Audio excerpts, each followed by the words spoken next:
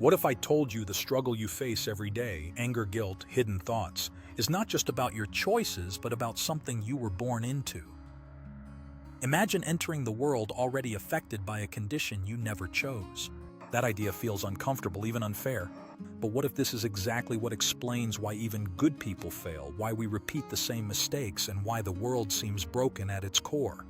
Stay with me, because if this is true, it changes how we understand sin, human nature, and even salvation itself.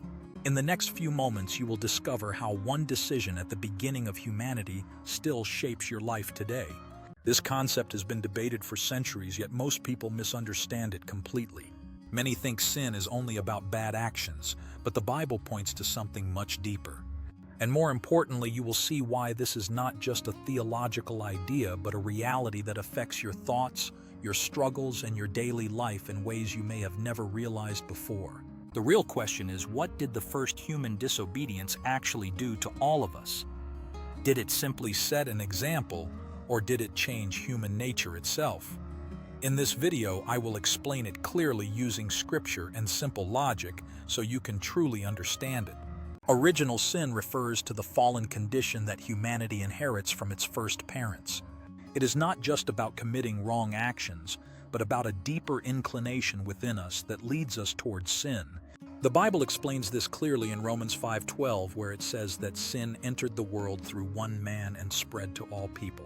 This means we are not born morally neutral, but with a tendency to turn away from God. In simple terms, it is like a spiritual imbalance that affects our desires, our decisions, and even our understanding of what is truly good. To understand this, we go back to the story of Adam and Eve in the Garden of Eden. When they chose to disobey God, it was not just a single act of rebellion, it introduced a fracture into human nature itself. That one decision brought separation from God, and this broken state was passed down to all humanity. This explains why doing the right thing often feels difficult, and why even when we know what is good, we struggle to follow it. The problem is not only outside us, but within us, shaping our thoughts, desires, and actions in ways we cannot fully control. This truth explains the reality we see around us every day. Why do people repeat harmful patterns? Why do guilt and temptation feel so persistent? Why does the world struggle with injustice even when we try to fix it? Original sin shows that the issue is deeper than behavior. It is rooted in human nature. It reminds us that we are not just individuals making mistakes, but part of a broken system that began long before us. This understanding brings clarity because it helps us see that our struggles are not random. They are part of a larger human condition. But the story does not end in brokenness. The Bible reveals that just as sin entered through one man, restoration comes through another, Jesus Christ. Through his life, death, and resurrection, he offers forgiveness and a new beginning. This is why grace is so important, because it addresses not only our actions but our condition. Christianity teaches that transformation is possible not by human effort alone, but through a renewed relationship with God. What was damaged in the beginning can begin to be restored through him.